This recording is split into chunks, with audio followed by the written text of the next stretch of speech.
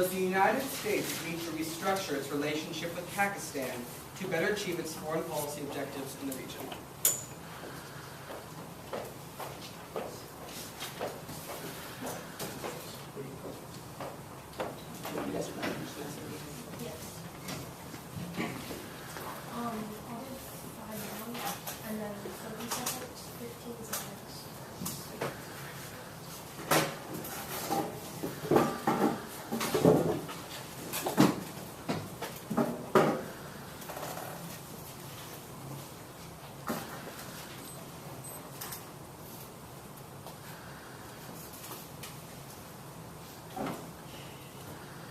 At the Ahmed Sultan Festival in the Pakistani city of Ghaznavi, 50 women and children were left killed as a result of the suicide bombing. The bombers in question were children, only 15 years old, because the Taliban has recently taken up the new tactic of feeding on the innocent youth in low-income schools in order to spread their radical ideologies. This is just another tally that goes on the list of the failures of the Pakistani government to stifle terrorism within their borders. And unfortunately, when you combine this with the United States, you get an ugly foreign policy objective. Foreign Policy magazine explains on September 18th that the United States-Pakistani relationship has been fraught with failures in terms of the Pakistani government and in dealing with terrorism. In fact, they have been called our most embarrassing ally. But, as Mark Owens explains in his recently released book, No Easy Day, after the re-evaluation of killing Osama bin Laden, it seems that our job in Pakistan has radically shifted, and a restructuring in our relationship with Pakistan is on the horizon. This is incredibly significant because Pakistan being strategically seated in one of the most geopolitically volatile regions in the world means that our foreign policy there has a vested interest in our security. Thus, U.S. foreign policy analysts are asking themselves the question: does the United States need to restructure its relationship with Pakistan to better achieve our foreign policy objectives in the region? And the answer is absolutely, because right now it's counterproductive in three main ways. First, our military aid needs more oversight. Second, we need more manpower on the Pak-Afghan border. And finally, we need to stop the use of drones. The Corruption Perceptions Index, or a list that ranks every nation in the world from least to most corrupt, ranks Pakistan 139th out of 174 nations. Clearly, something's wrong. And that is why, first, our military aid needs more oversight. Currently, when we give Pakistan aid, they're getting a lot of it. And as the Institute for the Study of War explains on September 5th, they are dependent on our aid at this point. Almost $1 billion of aid per year. However, when we give that aid to a Pakistani government where the top security organization is incredibly corrupt and has ties with groups like the Al-Qaeda and the Taliban, which you've probably heard of as being incredibly bad, we get a problem. Two main implications come off of this. The first is explained by the Journal of Peace Research in April of 2011. And that explains that when we give the Pakistani government money to fight terror, they know they'll stop getting the money if they get rid of all the terror. So they actually have an incentive to keep terror around. That increases terrorism by about 67%. The second implication is explained by the Oxford Economics Papers in a 2011 study, and that is when we give so much Western-branded aid, it destabilizes civil society as a result of anti-American sentiment. Something else that's not in our interest.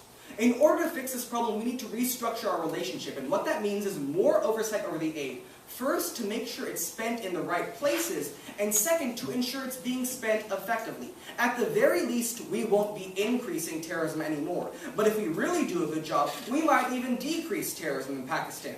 At the end of the day, we need to address a changing shift in the Pakistani government's perspective of the United States. They are corrupt. We need to recognize that, and we need to fix our foreign policy objectives in terms of aid to ensure that that no longer has a tangible negative impact on us.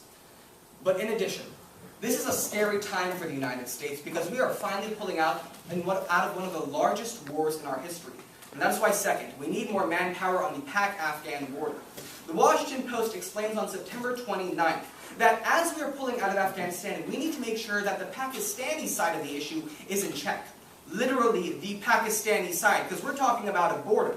As the Real Clear World explains on October 29th, the Pakistani-Afghan border is incredibly dangerous, and there's a lot of leakage between the two. So we need to ensure that the Pakistani side of the border is not in trouble while we are in the vulnerability of pulling our troops out of Afghanistan.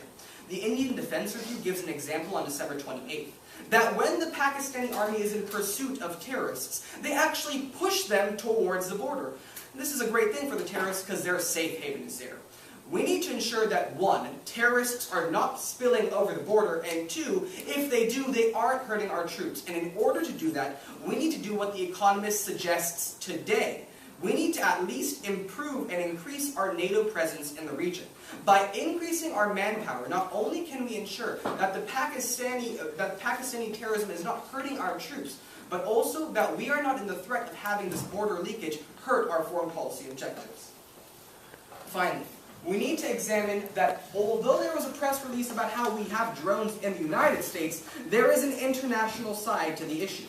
That is why, third and finally, we need to stop the use of drones in Pakistan. The World Politics Review explains on October 12th that drones are becoming incredibly infamous in the Middle East, especially in Pakistan because they kill a lot of civilians. However, some might say they don't kill civilians. At the very least, the Pakistani populace thinks the drones are killing them, and so we still see all the negative implications from using the drones. There are two in particular as a result of this blowback.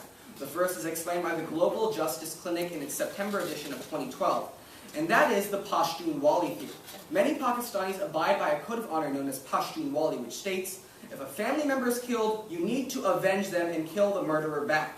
This is a very blatant interest against the United States because now they are working against the United States measures, specifically by attacking us.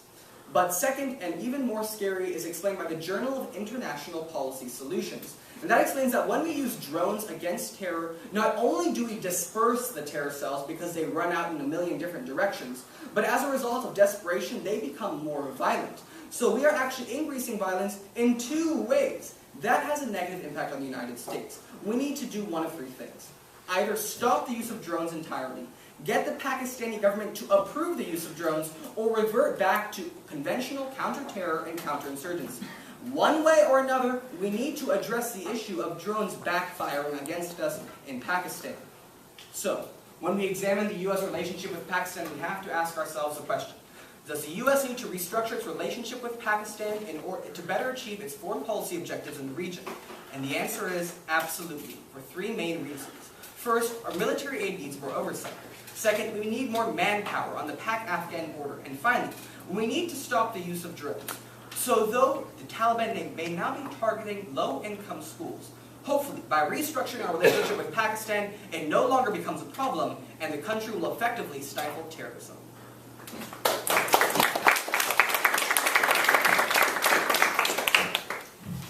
time on that speech was 6 minutes and 57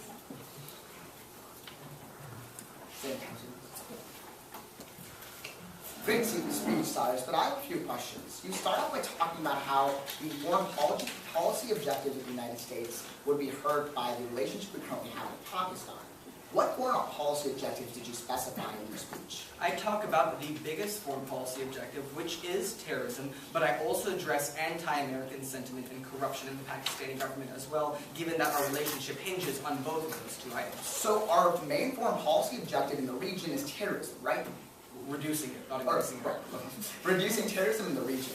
Why is it that an increase in military numbers inside of Pakistan, which, as you said, increases anti-American sentiment, would actually help us reduce terrorism?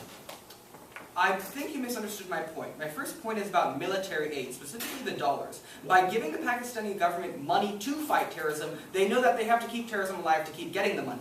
Thus, if we put more supervision in terms of our aid and ensure it's spent properly, either one, it will be spent properly, or two, we can pull out the aid if it's not. Sure, but the military aid and extra presence that you talk about needs to be an oversight in this issue. Wouldn't it come in the form of more military officers inside Pakistan?